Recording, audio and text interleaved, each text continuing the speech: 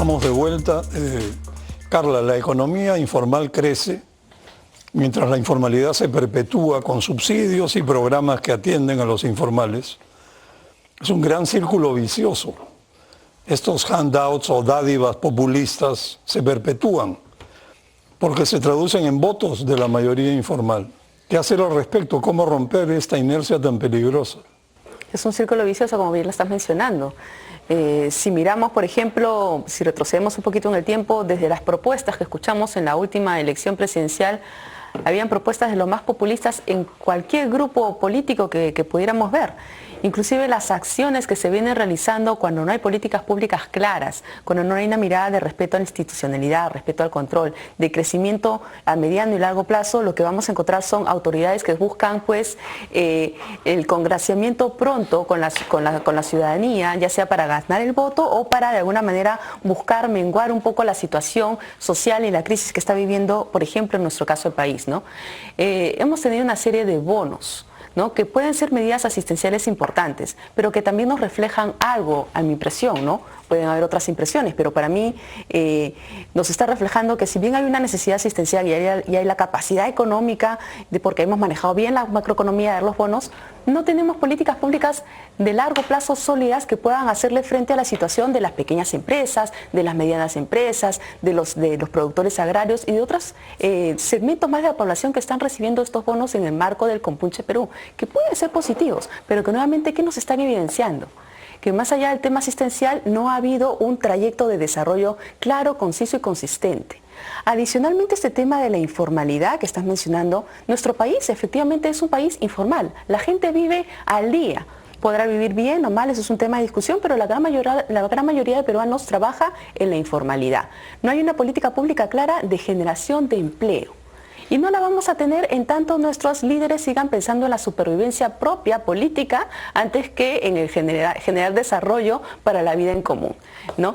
Entonces, mientras no tengamos esos líderes orientados a generar políticas públicas sólidas, respeto institucional a las instituciones, a generar trabajo de la mano y conjunto con el sector privado, con la población, lo que vamos a seguir encontrando es este círculo donde a los réditos o las propuestas populistas de alguna manera les sienta muy bien seguir fomentando y generando más informalidad. Yo lamento mucho que, por ejemplo, en nuestro país no hayamos sido capaces en los últimos años de encontrar, no me viene a la mente, una política pública clara, concisa, concreta, duradera en el tiempo, que haya atacado la informalidad principal del trabajo en el país, ¿no? Entonces yo creo que por ahí podríamos empezar, por ejemplo, a buscar qué podemos hacer para cortar con esto, ¿no? De alguna manera focalizar. ¿Qué es lo que necesitamos? Ahorita se nos viene el Niño, vamos a tener lluvias en el norte, sequías en el sur.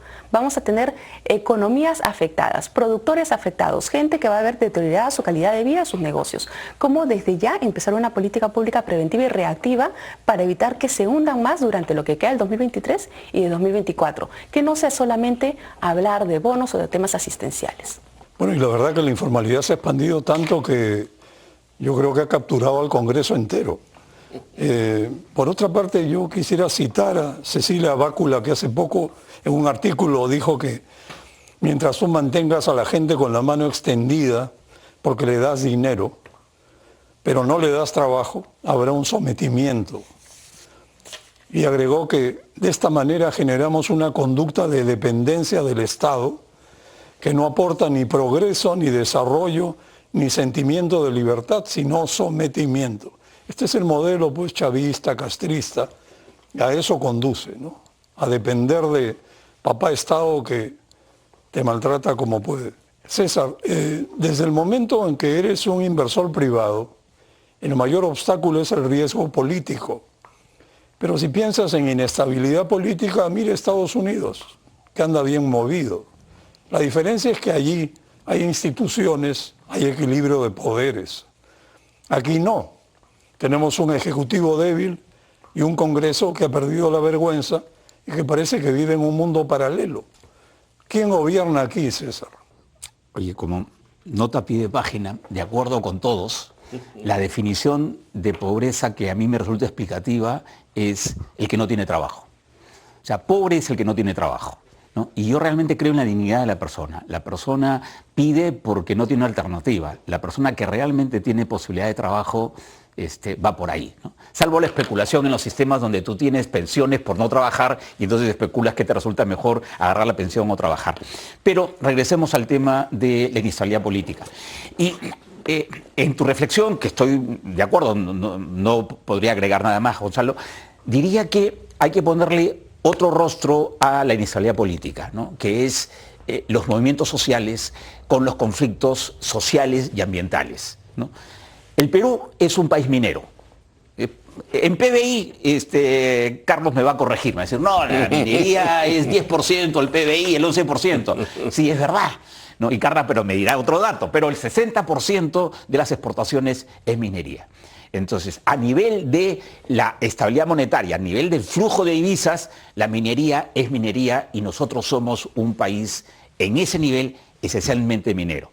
Y estamos en una época de boom del cobre, ¿no? En los últimos 10 años estamos en pico. Aún más, miramos las cifras y gran parte de la percepción de que estamos muy bien es que la minería, a pesar de que ha caído la inversión, ¿no?, ha crecido en cifras macroeconómicas enormemente. Entonces, pero la minería no está prosperando. ¿Por qué? Claro, puedes echarle la culpa al Congreso, a la ministra, lo que hay, pero hay movimiento, hay conflictos sociales y ambientales. Entonces, hay que enfrentarlos, ¿no? Claro, en la caricatura tú tienes algunos abogados, mis colegas, ¿no?, algunos dirigentes políticos que extorsionan con el movimiento social. Es verdad, los hay. Pero también es cierto que hay mucha gente que está reclamando mejoras sociales y mejoras ambientales, y no vamos a poner nombres. Entonces, ¿qué cosa hacer? Frente a la incertidumbre que tenemos de la escena política oficial, yo creo que hay que resolver esos temas sociales y ambientales. Si no resolvemos esos conflictos, la minería no va a prosperar, y si la minería no prospera, nosotros vamos a tener serios problemas. La minería es la que, a través del canon, reparte el dinero a todo el país, y ese país local, regional, es el que es la única fuente de trabajo en muchas provincias donde no hay inversión privada. La inversión pública es la única fuente, ¿no? Y es el que mejora salud y educación, ¿no? Entonces, ojo con la inestabilidad política, hay que poner el nombre de los conflictos sociales y ambientales que tenemos que resolver. Y eso supone diálogo, ¿no? De acuerdo, es muy importante. Carlos, se creía que la economía podía seguir creciendo al margen de los avatares políticos. ¿Qué fue del famoso piloto automático? Pasó a mejor vida. O las cuerdas separadas. Bueno, llámalo como quieras. Sí. Toda la historia del Perú ha sido marcada por sus marcos políticos. Simplemente, si comparamos indicadores de las últimas constituciones, contra más opresivas, más abultadas, más sesgadas, ¿por qué no decirlo hacia la izquierda?, han sido los marcos constitucionales, más pobre ha sido el país. El lado político importa mucho. Contra más sube la opresión económica y política, más corrupción, menos crecimiento, más pobreza. Pero yo quisiera, si me lo permites, no contradecir al doctor Luna Victoria, sino interpretarlo. Porque su visión filosófica de que un hombre que tiene un empleo es un hombre que no es pobre, económicamente implica una persona que tiene un empleo que le permite vivir con cierta dignidad. En Venezuela, en Cuba, tienen empleos de hambre que los hacen vivir como esclavos, que es la visión que tiene Petro y muchos de los candidatos que vamos a ver en la próxima elección. Por lo tanto, es cierto que un empleo de a verdad, asociado a una alta inversión, haría que los empleos se acompañen de ingresos con cierta dignidad. Así que coincidimos, no estamos contradiciendo, pero aquí alguien ha dicho algo importantísimo, Carla, tú, cuando tocaste el fenómeno del niño. Hace poco leía un aviso de una respetable ONG que decía, el niño es responsable de todas estas desgracias. El niño, estimados señores, es un fenómeno meteorológico. Además, los niños no son responsables, pero los que somos responsables de que una etapa de lluvias nos destroce infraestructura y ciudades y mate personas, justamente es el tema que destaca Gonzalo. que es que en el pasado la inversión en ciudades, la inversión en infraestructura, la inversión en vías tuvo un accidente y no se ha preparado. El Perú, Gonzalo, es un país desértico. Que llueva debería ser un factor para convertirnos en potencia agroexportadora, pero no embalsamos el agua, no protegemos la ciudad y cada niño es desastroso. Solo quiero decirte algo optimista también. Contra más pobres somos, más destruye el niño. Cuando éramos moches, el niño se llevó todo en el norte y nos hizo retroceder seguramente siglos. El 83, que ya estábamos circulando, al menos nosotros tres, el niño hizo un enorme daño a la economía, pero trajo una consecuencia mucho mayor. Llegó el gobierno de la Izquierda Unida del APRA y pasamos a ser africanos. El 97-98 ya habíamos crecido alguito. Y el niño, no sé, es un crecimiento de 2 puntos. Claro, nos trajo a Toledo. Bueno, no todo fue tan bueno. Pero contra más rico es un país, menos lo impacta. Y si hoy día que creemos que vamos a enfrentar el niño con gasto público, con el nivel de corrupción que hay en el sector público, es iluso. Hay que entender que hoy día el niño nos va a hacer el daño porque la inversión y los recursos que se debieron dedicar casi en una generación a que este niño sea realmente irrelevante, fueron producto de la corrupción burocrática masiva que hoy nos caracteriza y que caracteriza a la región, dicho sea de paso. Así que el niño es una linda oportunidad para saber que el niño es un fenómeno meteorológico y si las desgracias que trae, si llega a ser abultado, serán producto de las pésimas políticas económicas y de infraestructura. La elección es que es el sector privado el que debidamente monitoreado por la Contraloría y las instituciones debe encargarse que las ciudades no sean tan vulnerables, la infraestructura soporte al niño y que el niño sea una linda oportunidad para acumular agua y agroexportar como nunca. Pero aquí las bendiciones las convertimos en maldiciones. Bueno, en el ranking IMD, Carla, el pilar de infraestructura es el más negativo para el Perú, que retrocedió al puesto 60 de 64 países. En el área rural se enfrentan enormes brechas. Y viene al tema que justamente acaba de describir Carlos. Y algunos proponen utilizar los acuerdos de gobierno a gobierno y los consideran la mejor práctica. ¿Qué piensas de esta modalidad?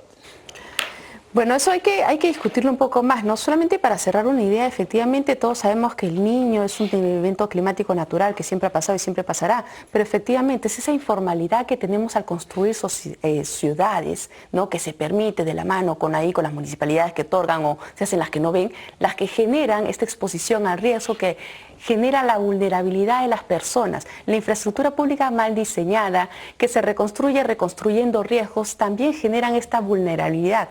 Entonces yo creo que efectivamente concuerdo que hay un tema de política pública, como estaba mencionando, que tiene que fortalecerse y reforzarse, que va mucho más allá de un tema asistencial y el tiempo nos queda corto para eso. Sobre el tema de los G2Gs, yo creo que hay que mirarlo con pinzas. Yo siempre he sido de la idea de que el G2G es una herramienta importante para casos en los cuales no tengamos en la casa, en el Perú, las formas de hacer las cosas, ¿no? Estos G2Gs que vienen de la mano con las PMOs, el BIM, los contratos NEC, son buenos para aquellas grandes infraestructuras de envergadura donde necesitamos esta asistencia técnica especializada en temas que no sabemos hacer. Pero para todo lo demás que se puede hacer por obra pública, en lugar de irnos por esta obra pública VIP, que no pasa por contrataciones del Estado, deberíamos aprovechar y fortalecer el conocimiento en la casa en el Perú para realizarlas. Sobre todo la infraestructura pública también de envergadura, que necesita ir de la mano con el sector privado, utilizar las APPs, que adicionalmente permiten que el sector privado pueda participar no solo con recursos, sino en la operación y mantenimiento. Tema delicado que en el G2G no se cubre, porque una vez construida la infraestructura vuelve al Estado, y para el Estado, para el sector público, operar y mantener no es realmente pues, un tema muy sencillo.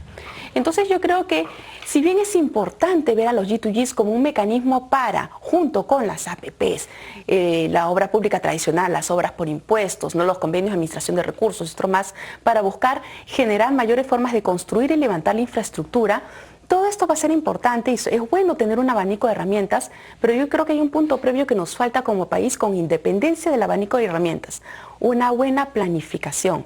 Si la infraestructura pública y la inversión pública no va de la mano con el planeamiento estratégico, no priorizamos adecuadamente el tipo de obras que necesitamos, mitigación antes que reconstruir, o no solamente reconstruir, incluirle el tema de la mitigación en la AR, por ejemplo, y otros ejemplos tantos que tenemos a lo largo del país, vamos a seguir teniendo infraestructura que no cierre las brechas sociales y nuestros indicadores no van a cambiar mucho por más que sigamos construyendo N cosas que no son necesariamente las que más necesitamos de acuerdo con las principales necesidades y con un enfoque de desarrollo en el territorio.